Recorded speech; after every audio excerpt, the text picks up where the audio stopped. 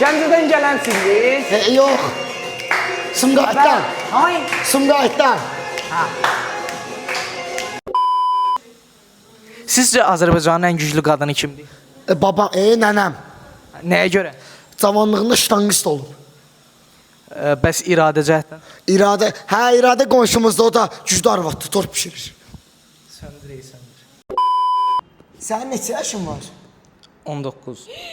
Bəs, Ayrək, sən nə vaxt belə köksən? Uşaqlığımla. Bəs, cavan məktəbdə zət çətin olurdu, hə? Hə, oturmaq çətin oldu. Rəqsana, bəs, sən nə yeyirdin ki, nə yeyim sən bu boyda olmuşsan? Nə olsa yeyirdim də. Cavan, əyləş.